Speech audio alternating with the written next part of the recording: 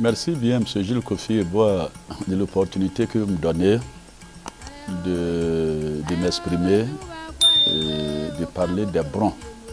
Oui, c'est le trajet d'abord qui se faisait à pied. Donc sur leur chemin, ils vont créer des villages. Sur leur chemin, ils vont faire des petites conquêtes. C'est ainsi qu'aujourd'hui, certains des Brons sont restés sur le territoire qui deviendra le Ghana. C'est pour ça que vous verrez aujourd'hui la ville de Damahinkro, où réside Nana Abiounabadou, the second Abiounabadou numéro 2, et qui aujourd'hui, si vous voulez, joue un grand rôle. Il est le neveu du roi des Brons, parce que Damahinkro est sous la direction du roi Bron qui est en Côte d'Ivoire. Vous aurez des grandes villes aujourd'hui comme Soumiani, qui est la capitale sur le régional des Brons. Vous allez avoir maintenant Tachima, mais Tachima, reconnaissez que c'est pratiquement l'origine des Brons. Tout Akan, retenez tout Akan, il faut reconnaître, ne peut pas parler sans parler de Tachima. Et les Brons sont à la base du peuple Akan. Donc le Bron, c'est pour cela qu'il est difficile de parler le Bron. C'est-à-dire que le Bron d'abord, après il aura la Chanté, il aura le Mfanti, le Nzema, tout ça, l'origine, c'est Tachima. Et donc, voilà comment aujourd'hui, ceux qui sont du territoire du Ghana, on les appelle les Brons Ahafo. Et ceux qui sont du côté de la Côte d'Ivoire, c'est le Bron Djaman. Le Bron Ahafo, les gens disaient que les Ashantis, pour ironiser, pour se moquer un peu des Brons, là-bas, disent que les Brons qui aiment beaucoup chasser, qui aiment faire la chasse, Ahafo, c'est-à-dire qu'ils vont à la chasse. Maintenant, ceux qui sont de ce côté, on a ceux qui nous ont abandonné leur patrie. Donc, pour se moquer de leurs frères qui sont de l'autre côté, on a dit Bron Djaman. Djaman signifie celui qui a abandonné sa patrie. Donc, mais bon, nous sommes tous Brons. Et souvent, comme j'ai dit, Bron Ahafo, Bron Djaman, c'est la même chose. Les Brons donc partent aujourd'hui de la Côte d'Ivoire, à partir un peu de la limite de Bouna, de Flattier-Dougou, jusqu'à Betchim.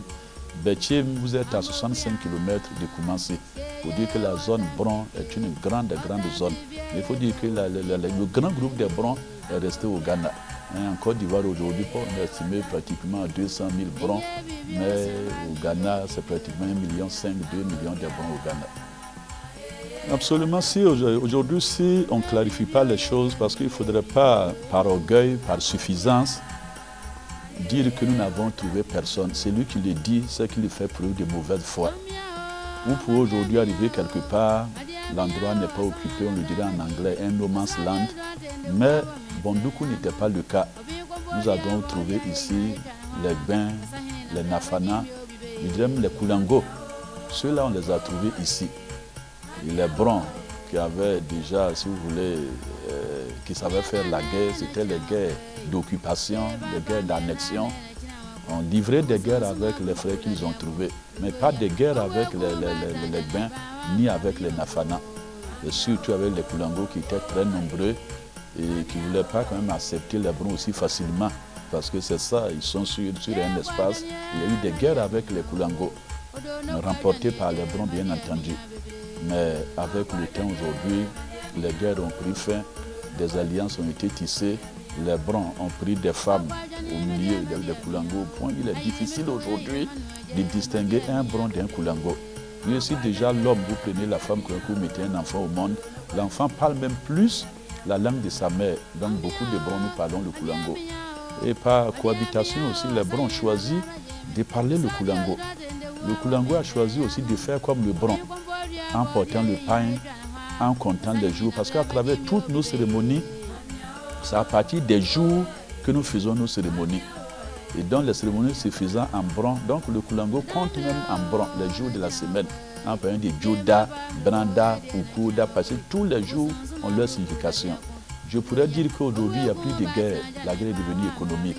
Les Brons et les Koulango aujourd'hui, comme je conjugue le verbe au même temps, c'est difficile de faire la différence. Il n'y a plus de guerre. Les guerres, c'était au XVIIe siècle. Et aujourd'hui, il n'y a plus de guerre. Les Brons et les Koulango vivent en harmonie. Et je dis qu'il est difficile de faire la différence entre un Bron et un Koulango. Et même avec les autres, le chef Nafana porte le pain. le chef Ben Paul Le Pain, comme je le porte, pour dire que c'était un grand brassage au niveau de notre région. Et bon, c'est parce que c'est en parlant de l'histoire qu'on parle un peu des guerres. Il faut en parler pour que les enfants apprennent que les choses n'ont pas été faciles que ça.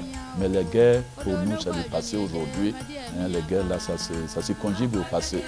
Le Bron est aujourd'hui Koulango, le Koulango est Bron. Et les 12 ethnies que regorge notre région, nous avons les mêmes habitudes aujourd'hui. Ce matin, j'ai reçu la communauté malinké. Mais lorsqu'ils viennent chez leur grand-père. Il n'y a pas de malinké, il n'y a pas de Bron, il y a des problèmes. On les règle en même temps. Nous avons tout en commun au niveau de notre région.